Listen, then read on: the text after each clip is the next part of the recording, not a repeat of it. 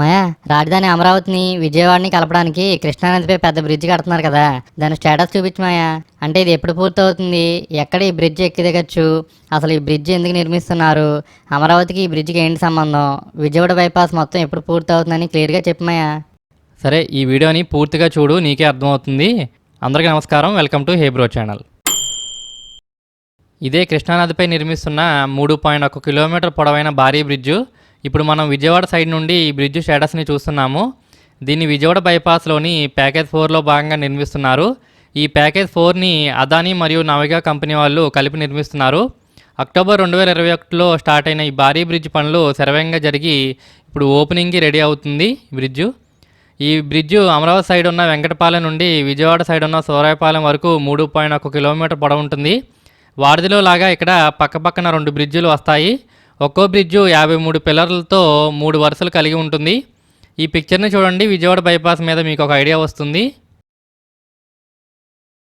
ఇదే bridge starting point Vijayawada side. ఇక్కడతో package 3 పూర్తయ్యి ప్యాకేజ్ 4 స్టార్ట్ అవుతుంది.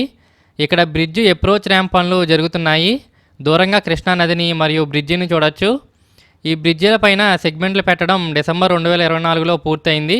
సెగ్మెంట్స్ అంటే పిల్లర్స్ మధ్యన బీమ్స్ ఉన్నాయి కదా, వాటిని సెగ్మెంట్స్ అంటారు. బాక్సులాగా ఉంటాయి. మీరు చూస్తున్నది కృష్ణానది, నది అవతల అమరావతి. ఈ బ్రిడ్జిని 2021 అక్టోబర్లో స్టార్ట్ చేసి జూలై 2022లో సెగ్మెంట్స్ పెట్టడం స్టార్ట్ చేశారు.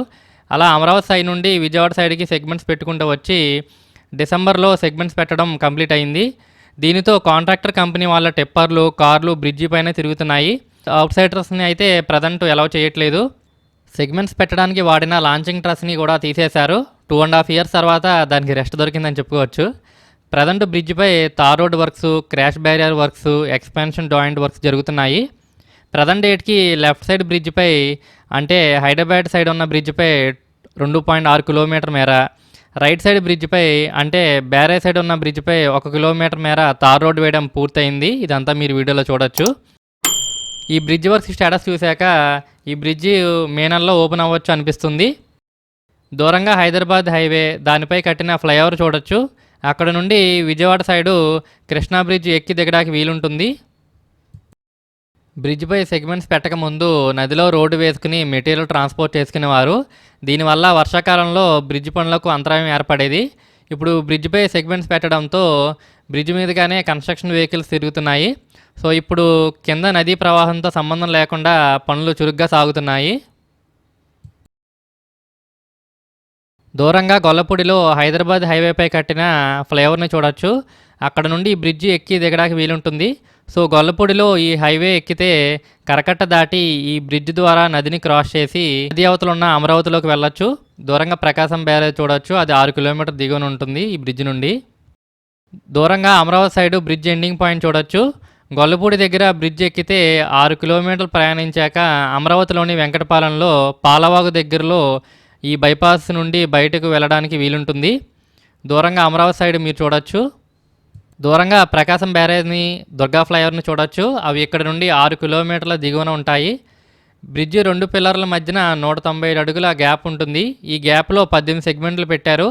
తర్వాత పిల్లర్స్ పైన గ్యాప్ ఫిల్ చేసి తార్ రోడ్ వేసి బ్రిడ్జ్ రెడీ చేస్తారు. ఈ బ్రిడ్జి విజయవాడకి బైపాస్లనే కాకుండా అమరావతిలోకి ఎంటర్ అవ్వడానికి ముఖద్వారంగా అవ్వబోతుంది. చూడండి ఈ బ్రిడ్జ్ ఎంత పెద్దగా ఉందో. మామూలుగా చూస్తే ఏమీ తెలీదు, కానీ అక్కడ వెళ్తున్న ట్రాక్టర్ని బ్రిడ్జిని కంపేర్ చేసి చూడండి, తెలుస్తుంది. అటు 3 వరుసలు, ఇటు 3 వరుసలతో చాలా పెద్ద బ్రిడ్జ్ ఇది. ఇప్పుడు మనం అమరావతి సైడ్ నుండి బ్రిడ్జ్ వ్యూ చూస్తున్నాము. హైదరాబాద్ హైవే దగ్గర ఈ బ్రిడ్జ్ ఎక్కితే ఇలా అందమైన కృష్ణానది మీదుగా ప్రయాణించి వెంకటేశ్వర స్వామి గుడి పక్క నుండి వచ్చి సీడాక్సెస్ రోడ్ దాటాక 1 కిలోమీటర్ తర్వాత బ్రిడ్జ్ దిగడానికి వీలుంటుంది. అంటే వెంకటపాలెంలోని పాలవాగు సమీపంలో ఎంట్రీ ఎగ్జిట్ పాయింట్ ఉంటుంది. ఇక్కడే అప్రాక్సిమేట్గా ఇక్కడే మనం బ్రిడ్జ్ దిగడానికి వీలుంటుంది. ఇది ఇక్కడ బ్రిడ్జ్ కడుతున్నారు కదా, అదే పాలవాగు సంబంధించిన బ్రిడ్జు. సీడాక్సెస్ రోడ్ తర్వాత బైపాస్ వెంబడి సర్వీస్ రోడ్స్ నిర్మిస్తున్నారు. బ్రిడ్జ్ ఓపెన్ చేశాక బ్రిడ్జ్ దిగాక ఈ సర్వీస్ రోడ్స్ ద్వారానే సీడాక్సెస్ రోడ్లోకి రాకపోకలు సాగించాలి. దూరంగా కృష్ణానదిని, బ్రిడ్జిని చూడొచ్చు. ఇక్కడ బ్రిడ్జి అప్రోచ్ ర్యాంప్ నిర్మాణ పనులు జరుగుతున్నాయి. అడ్డంగా ఉంది కదా, అదే సీడాక్సెస్ రోడ్డు. దాన్ని క్రాస్ చేయడానికి ఫ్లైఓవర్ నిర్మించారు. సీడాక్సెస్ రోడ్ తర్వాత సర్వీస్ రోడ్స్ ఉండవు, అటు బ్రిడ్జ్ ఉంది కాబట్టి. అమరావతి సైడు సెగ్మెంట్స్ పెట్టడం డిసెంబర్ 2023లో పూర్తయింది. దూరంగా బ్రిడ్జి పైన ఎంత మేర తార్ రోడ్ వేశారో మీరు చూడొచ్చు. రైట్ సైడ్ ప్రకాశం బ్యారేజ్ ఉంటుంది, లెఫ్ట్ సైడ్ రీసెంట్గా తార్ రోడ్ వేశారు, తలతలా మెరిసిపోతుంది. విజయవాడ బైపాస్ ప్యాకేజ్ 4 గురించి చూసుకుంటే ప్యాకేజ్ 4 అమరావతిలో నుండి వెళ్తుంది. ఈ ప్యాకేజ్ 4 హైవేని 11 చోట్ల అమరావతి రోడ్లు క్రాస్ అవుతున్నాయి. కానీ వీటిలో 5 చోట్ల మాత్రమే ఫ్లైఓవర్స్ నిర్మిస్తున్నారు. ఈ ఫ్లైఓవర్స్ దగ్గర బైపాస్ ఎక్కడానికి సర్వీస్ రోడ్స్ కూడా లేవు. సో దీనివల్ల అమరావతి రోడ్ల మీద వెళ్ళేవారు బైపాస్ దాటాలి అంటే సమీపంలోని ఫ్లైఓవర్ వరకు వెళ్ళి యూటర్న్ తీసుకోవాలి. దీనివల్ల అమరావతి రోడ్ల మీద వెళ్ళే ప్రయాణికులకు బైపాస్ వల్ల చాలా ఇబ్బంది. అందుకని రాష్ట్ర ప్రభుత్వం అన్ని జంక్షన్ల దగ్గర సర్వీస్ రోడ్స్తో కూడిన ఫ్లైఓవర్స్ నిర్మించాలని డిసెంబర్లో ఎన్హెచ్ఐని కోరగా దానికి ఎన్హెచ్ఐ అంగీకరించింది. అలాగే కృష్ణా బ్రిడ్జ్ దాటాక బైపాస్ దిగడానికి E5 రోడ్డు దగ్గర ఇంటర్చేంజ్ ఇవ్వనున్నారు. ఈ మార్పుల కారణంగా ప్యాకేజ్ 4 ఇంకొక 2 years టైం పడుతుంది. అలానే 400 కోట్లు ఖర్చు అవుతాయి ఈ మార్పులకు. కాకపోతే రీసెంట్ న్యూస్ ఏంటంటే విజయవాడ బైపాస్లోని చినవటపల్లి నుండి గొల్లపూడి వరకు ప్యాకేజ్ 3ని, ప్యాకేజ్ 4లోని కృష్ణా బ్రిడ్జ్ తర్వాత ఉన్న 4 kilometers హైవేని ఏప్రిల్ నాటికి అందుబాటులోకి తెచ్చేలాగా పనులు జరుగుతున్నాయి. సో దట్ మొత్తం బైపాస్ పూర్తయ్యేలోపు అమరావతికి విజయవాడ గన్నవరం ఎయిర్పోర్ట్ నుండి రావడం ఈజీ అవుతుంది.